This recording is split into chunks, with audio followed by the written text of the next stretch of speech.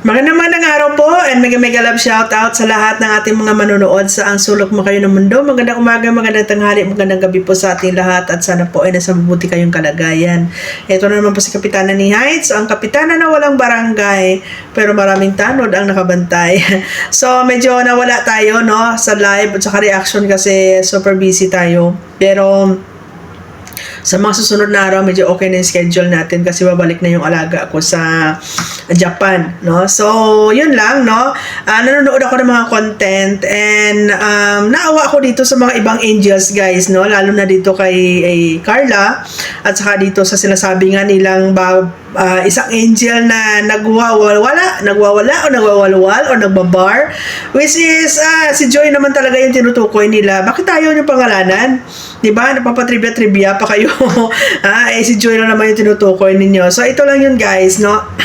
Ang mahirap kasi dyan sa Kalingap, sila mismo yung nagpapahiya sa mga angels nila na supposed to be protektahan nila. Kasi hindi lang yan sila beneficiary dyan, but they are also scholar.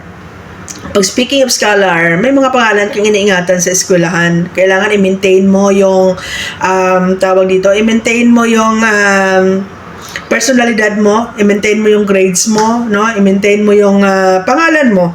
Of course, no? And at the same time, itong mga scholars ng Kalingap na to ay mga endorser. May mga ano sila diyan, may mga produkto sila na dala-dala ng pangalan nila, no? So, supposed to be, kayo dyan sa loob ng Kalingap, protektahan ninyo. Hindi yung, kayo pa yung nagpapahiya, no? Yes, sabihin natin na walang sabihin ni Kuya Bal na walang lihim-lihim, no? Kailangan transparent. Pero depende kasi sa sitwasyon, guys, hindi lahat ng bagay. Siguro pagdating sa sponsorship, pagdating sa mga kaperahan, kailangan talaga be transparent kasi you're using people's money, no? Pero pagdating sa mga angels ninyo, siguro, no, hindi naman lahat ng bagay i-expose ninyo. No, dito kay Carla, kawawa kasi parang inaalisan niyo siya ng karapatan na ma-enjoy niya yung buhay niya bilang kabataan, no? Hindi porket merong mga sponsors na gumagastos sa kanya, hindi porket na nandiyan siya sa loob ng Kalingap as a beneficiary, as a scholar, kontrolin niyo na yung buhay niya. And remember, wala pa yan dyan sa loob ng Kalingap. May sarili na siyang buhay na hindi niya pwedeng itapon lang basta-basta, no? And besides, nandyan pa naman yung mga magulang niya na nagka-guide pa din naman sa kanya. Kasi kung pangit ang tingin ninyo sa pagkatao ni Carla, nagre-reflect po yan sa magulang niya. So meaning to say, napaka-irresponsableng magulang meron si Carla, no? So, hindi naman ganun ka-brutal talaga yung ginawa niya. Hindi naman yung tipo na parang napaka-immoral na talaga yung dating, di ba? May mga bagay lang talaga minsan na hindi nalilinawan, especially kung may mga gossip na, may mga hearsay na lumalabas kasi may dagdag bawas na yan. So, gusto nyo palabasin na ibigyan nyo ng awareness or lecture or sabihin natin na gusto nyo kausapin si Carla para baguhin yung mga mali na kilos niya, which is pwede namang gawin yon, di ba? Na pag-usapan ng maayos kasi pag dinala nyo niya in public, marami na kasing sasawsaw. So ngayon, hindi may iwasan na mayroong mga haters si Carla kasi as dito sa social media, sayot sa gusto mo, no? Kahit anong gandang gawin mo dito, may passers ka talaga, which is a very common scenario na nangyayari dito. So, ang apektado dito si Carla, no? So, saan dyan yung pagpoprotekta na tinatawag kung kayo mismo diyan sa loob ng Kalingap ay kayo yung nag-expose ng mga bagay-bagay na yun yung maging dahilan para magkaroon ng bashing. Kasi may mga haters na talagang, di ba, kahit hindi naman talaga yun yung actual na nangyari, minamasama talaga nila, no? So, syempre bilang nanay, kay Nanay Cynthia, ang una-unang masasaktan is ang nanay, no? Kung meron man pong mga tumitira sa anak mo, nanay ang unang masasaktan, magulang yung unang masasaktan, and natural lang siguro yon, is a very natural reaction bilang isang nanay na protektahan mo yung anak mo kasi feeling kasi ni Nanay Cynthia, no, safe si Carla dyan sa loob ng Kalingap community, kumbaga siya, protektahan siya ng mga taga-Kalingap, no? Pero ang lumalabas kasi parang masyadong na-expose pa sa hindi magandang pamamaraan yung buhay ni Carla, so natural na yan, no? With a very natural reaction bilang sa isang nanay na protektahan yung anak niya. At feeling niya, yun yung way na para hindi masyadong mabas si Carla, na huwag siya masyadong expose. And besides, di ba, kinuha si Carla as beneficiary and endorser, no? Ambassador ng produkto ni Kalinga Prab. So, he is under Kalinga Prab, no? So, ngayon, wala naman siguro pinag-usapan si Kalinga Prab na i-vlog siya ng lahat ng mga sinakukupan yan sa loob, no? So, siguro, natural reaction. Yung iba dyan, negative yung tingin nila kay Nanay Cynthia. Pero, para sa akin, bilang isang nanay, natural lang yan. Pero, may mga negative side din kasi hindi din ni Nanay Cynthia makontrol yung mga pangyayari ngayon kasi nga, ay nasa sokmed yung anak niya, no?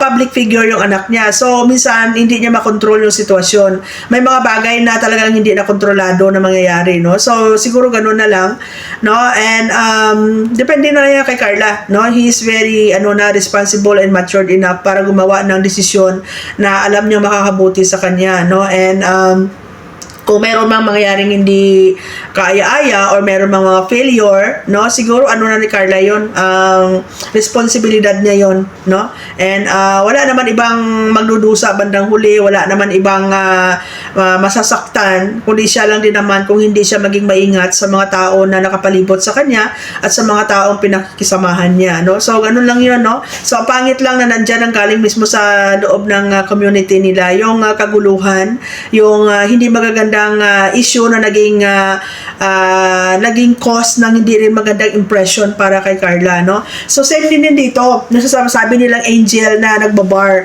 Si Joy po ang tinutukoy nila dyan, no? So, parang ganun din yung nangyari kay Carla. Parang inaalisan nyo rin ang karapatan na ma-enjoy ni Joy yung buhay niya bilang isang kabataan, no? And besides, di ba, hindi naman siguro si Joy nag-i-escape sa klase niya para mag-bar-bar. And doon sa pagbabar na yun, may rason din yun, no? Malay mo na naimbitahan siya ng kaibigan and natural na yun, guys, is part of younger days. Ang pangit lang kasi dito, no, di sa sinabi ni Sangkay na ang ginagastos daw ni Joy is pera ng mga sponsors, di ba? So, parang ang pangit na kung nandyan ka pala sa loob ng Kalinga, pati ikaw ay ni-sponsoran, dapat kontrolado ka ng sponsor. Sponsor ang magdidikta kung ano yung pwede mong gawin. Sponsor ang magdidikta kung hanggang saan na yung pwedeng ma-enjoy mo yung buhay mo. No? So, sabi nga, di ba, sabi nyo nga dyan sa Kalinga, hindi naman nangihingi, kusang ibinibigay. So, pag binigay na yan ng sponsors, hindi na yan ibig sabihin, kontrolin nila or pag-aari pa nila yung pera na binigay nila kay Joy. Di ba? Nakikita naman natin kay Joy, guys, na talagang dedikado naman siya sa pag-aaral. Ang tataas ng grades ni Joy, no? So, ang pangit lang siguro kung tutugisin ninyo si Joy kung oras na ang pasukan, no, na may klase siya, nag-escape siya doon sa klase niya tapos sama-sama doon sa mga kaibigan niya, makipag-bar-bar, no? Pero kung wala namang pasok and minsan lang naman yon kasi may mga okasyon, no? Minsan kasi, guys, may tinatawag tayong pakikisama, no? Pakikisama. So, malay yung mga kaibigan niya yun na inimbita siya and di ba? Wala namang masama mag-enjoy, guys. Ngayon kung kung gumagastos man si Joy ng pera niya, well, alam nga naman, di ba? Natural lang yan minsan sa grupo-grupo pag na-invite ka, syempre maglalabas ka ng pera mo, alam nga naman magpalibre ka lang, di ba? So, hindi naman araw-araw ginagawa ni Joy yun, minsan lang naman. And malay natin, di ba? Malay natin, tawag dito, alam naman ni Nanay Imelda yan kasi kung mayroong unang tao na mapag-aalaman, no, magpapaalam si Joy kay Nanay Imelda yun, di ba? And besides, hindi naman yon connected sa work, no, hindi naman yung connected sa work niya and di ba, guys, no, masyadong ang pangit ng ganyang klaseng mindset na pag ikaw pala ay sinusponsoran, hindi mo pwedeng gastusin yung pera na binibigay sa'yo dyan sa mga enjoyment mo sa buhay. So, ano na lang gagawin pala ni Joy, no? Yun lang, yung kalingap, eskwelahan, live selling, vlog, ganun na lang yung gawin ni Joy. Hindi si Joy pwede hindi si Joy pwede mag-enjoy sa buhay na, kumbaga, it's part of growing up, it's part of maturity, it's part of enjoyment, no, bilang kabataan, kasi hindi mo na mababalikan yan, guys, no, bilang youth, no, hindi mo na mababalikan yung time na yan. So, enjoy life to the fullest, as long as wala ka namang ginagawang masama, wala kang inaapakan ng kapwa mo, wala ka namang ginagawang krimen, or wala ka namang tawag dito, wala namang hindi naman niya binibigo yung mga sponsors, kasi updated po ang mga sponsors sa grades ni Joy, di ba? So very contented yung mga sponsors, and they let Joy to be enjoy life, no? So hindi ko alam, guys, no, na hindi ko alam kung bakit negative talaga yung dating, no, na ang pangit, no. Ini-enjoy ko yung buhay ko dati, pero sarili kong pera yung ginagastos ko, pero ikaw galing sa sponsor. So meaning to say, kung galing sa sponsor yung pera mo, you don't have the rights to enjoy life. No, ganun lang yan, guys, no. So unless kung yung mga sponsor talaga yung nagrereklamo, di ba? And besides sa mga sponsor, take note, di ba? Hindi porket tinisponsoran nyo yung isang tao ay ihawakan yung manubela ng buhay niya. Once na binitawan nyo na yung pera nyo at binibigay nyo na dyan sa beneficiary nyo, you don't have the rights, di ba, na i-manipulate kung anong gagawin nyo sa pera ninyo, kasi binigay nyo na yan, no? So ayan lang, no, ang pangit, no, na imbes na protektahan, di ba, eh sila pa mismo yung tawag ito, gumagawa ng way para mabas, ma-discriminate, ma-insulto, at saka tawag dito, sinusumbatan, no? Ang pangit pa dyan yung ibang mga nagko-comment, nanunumbat na wala naman silang ambag. No, so ayan, guys, no, kawawa, kasi andyan kasi sa loob ng Kalingap is for content, para lang may ma-content sila, no, parang hindi na iniisip kung ano yung maging consequences, no, gaya nung sinasabi ni Direk Nuelsa, no, na may balat daw si Kanoli sa puwet, kaya naghihiwalay yung mga love team na sinusuportaran. Baka hindi naisip ni Direk Nuelsa, baka puwet niya yung may balat, kasi malas, no, kasi ang daming umaalis dyan ng mga sponsors sa Kalingap. Kaya imagine yung mga big sponsors na lumalayas na sa Kalingap, kasi nga baka siya yung may balat sa puwet kasi malas siya. Yung sabihin siya yung malas niya. So ayan, guys, no, simple reaction lang muna, and pag nagka-time tayo magla-live tayo, guys, no. So yan, alam mo, minsan masasabi mo na yung mga angels yan masuswerte, pero pag mga ganitong mga senaryo maririnig mo, no, parang ang malas nyo din, kasi gumanda nga buhay ninyo pero you're under control. Parang inalisan kayo ng karapatan na gawin yung mga bagay-bagay. Kumbaga,